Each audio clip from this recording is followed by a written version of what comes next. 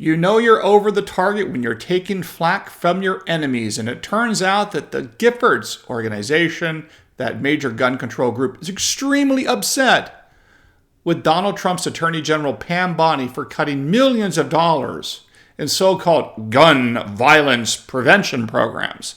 Let's break down this story. This is a big one. That's why I'm going to cover it for you right now. Hey folks, I'm Mark Smith, host of the 4 Boxes Donner, proud American gun owner, constitutional attorney, member of the United States Supreme Court Bar, and I'm proud to say the top voice of the Second Amendment in America. Thank you, 2025 Gundies Awards. All right.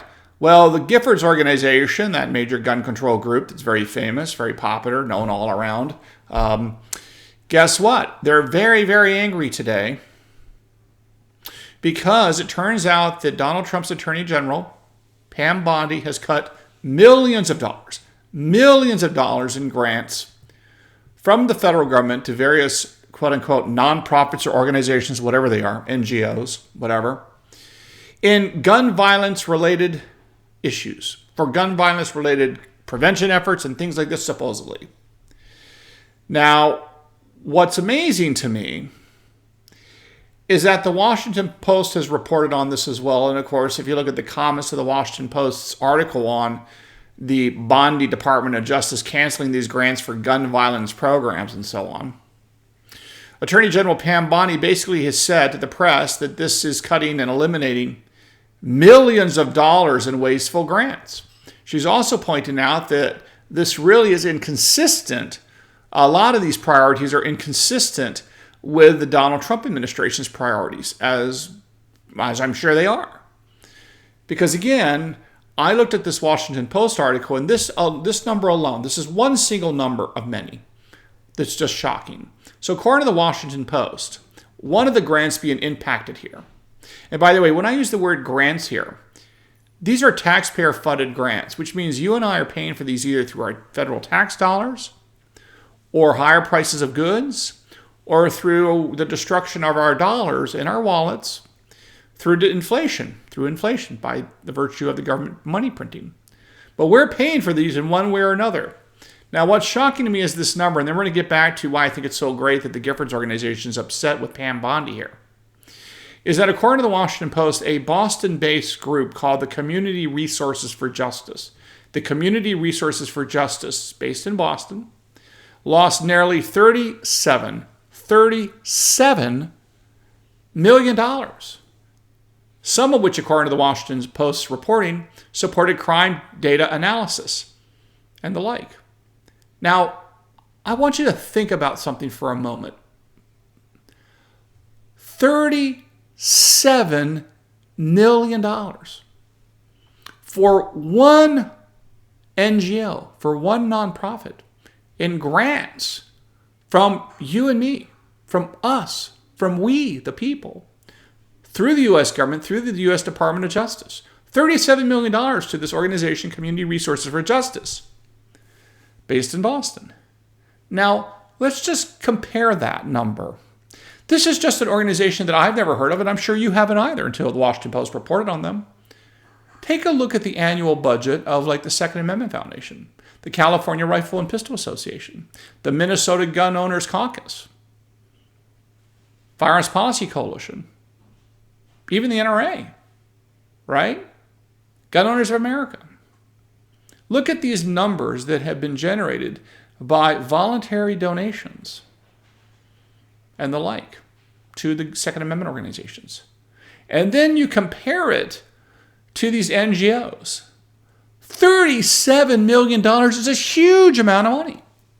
Just think about the Second Amendment-related litigations, the Second Amendment-related research, the Second Amendment-related scholarship, the Second Amendment-related advocacy, public relations, employment, work, civilian marksmanship, rifle programs, and so on. The $37 million could fund in the Second Amendment space. And yet this is like a de minimis drop in the bucket, it seems to me, for the funding for the anti-gun control, for the anti-gun movement, for the gun control movement in the United States in various ways. And again, I don't know the details of what the Community Resources for Justice does, other than they were reported as losing $37 million in this Washington Post article. And maybe they do great work for all I know. I have no idea. My only point, though, is that the federal government is funding grants to the tune of tens of millions of dollars for these NGOs and nonprofits, many of whom we have no idea what they do. I'm sure they do something, but we don't know about it as a taxpayer, as a general matter. And yet, these kinds of cuts reported in the Washington Post have got the attention of none other than the Giffords organization, known for their gun control advocacy. And here's what the Giffords had to say about this article and these reports, that Attorney General Pam Bondi is making these kinds of cuts with their grant programs at the Department of Justice. Here's what Giffords had to say in a statement. Giffords, the National Gun Violence Prevention Organization, founded by former Congresswoman Gabby Giffords, released the following statement on the Trump administration's rescindment of millions of dollars of grants to local gun violence prevention and crime reduction programs. Also included were cuts to domestic violence assistance programs and drug addiction intervention programs. So they're very upset about this, and here's what they also had to say as they continued on with their press statement about these budget cuts, these cuts in grants. The Trump administration claimed grants were terminated in part because they want to focus on protecting American children, yet the leading cause of death of American children and young people is gun violence. Well, we all know that the games get played with the definition of children and gun-related violence statistics. Remember, according to the United States Department of Justice, the average age, not the youngest age, but the average age for individuals to join a gang in the United States is 15. 15. And I've seen many studies, and we've reported on them in this channel, that children are defined all the way up to like 18, 19, 20, 21 years of age in some cases. And they often exclude 1-year-olds. So you don't have any of the unfortunate mortality rates associated with sudden infant diseases and sudden infant onset death and all those kind of tragic deaths that occur with infants between the ages of 0 and 1. So we know a lot of this data includes, cutting out the definition of children. They don't include anybody between the ages of 0 and 1. And then they include people over the age of 18 sometimes. And they certainly include, many, many years and millions of people in all likelihood of those that are participating in gang activity. Because again, the Department of Justice says the average age of joining a gang is 15. And that means you got plenty of people older than 15 that would be included in the definition of children, the children. You know how that game gets played. So with that said, according to the Washington Post reporting, there was approximately 75 grants totaling a cut of $180 million. $180 million over 75 grants. This is what the Washington Post said. The total dollar value of the canceled funding remained unclear, though a partial list reviewed by the Washington Post totaled well over $180 million spread over 75 grants.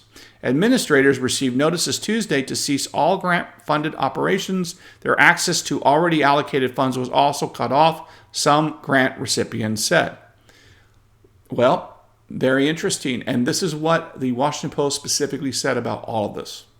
The Justice Department has abruptly canceled hundreds of grants to community organizations and local governments, including funding gun violence prevention programs and crime victim advocacy.